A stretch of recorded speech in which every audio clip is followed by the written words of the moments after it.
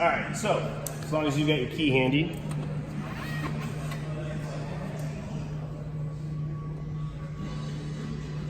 All right, so Ducati did everything they could to kind of clean up the dash on it now.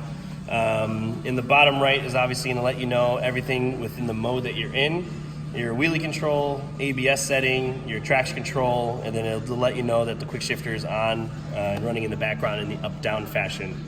On your left-hand joystick, you'll have the new up and down arrows that'll basically cycle through your information display. It'll let you know everything from your trip information, range, air temperature, constant miles per gallon. To change the modes, it is slightly different now on the bike. You do need to press and hold the mode button. And then when you find the mode that you want to go into, all you have to do now is just press it and it'll cycle it. So do not get confused, because some customers will hover over the settings menu. They'll click it and it says, oh, riding modes. This is strictly just your edit screen. To change the specific... Yes, exactly right. So this is where you can get into it and get really depth.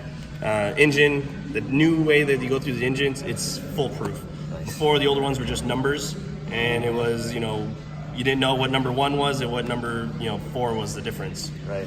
Here they let you know the toggles through, whether it's on the smooth throttle, reduced power, medium, you still get full power, but it's a smoother throttle output, and then high, obviously a little more dynamic there. So then the Ducati traction control, your ABS, your wheelie control setting, which is individual, same setup. Performance, obviously you can get it up a little bit more. Safe and stable right there, we'll go 8 will be the highest level, or completely off. Ducati quick shifter, the only option there is up or down or off. Like I said, you don't have to use it, it's just always there in the background. Doesn't matter what you do, change it all up, it won't hurt the bike, but if you change something and you're like, I absolutely don't like that, you can always resort everything back to default. So info screen just lets you know the city of the dash layout, so you can change those. Your pin code is if obviously the fob doesn't work out, and I can show you how to get through that. Lap timer, backlight, daylight savings is where you'll get into. Settings. Exactly right, yep. Service information will let you know. Tire calibration if you ever do swap out the tires. So Bluetooth, turn indicators, they are auto canceling now on the new ones. So you could go back to resort the old way if you'd like, but it's just set on auto. Yeah.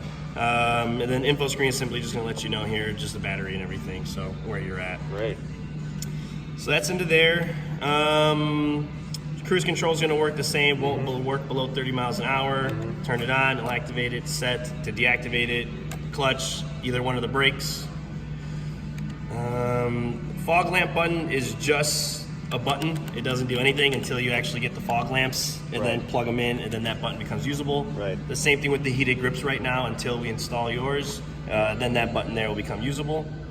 Hazards, headlight, low beam, the exact same setup of what you're used to already. The main guts that really change is just how you kind of go through the modes in the setting menu now. Because before on the older one there was a lot of holding down buttons and everything. All those days are gone now. So awesome.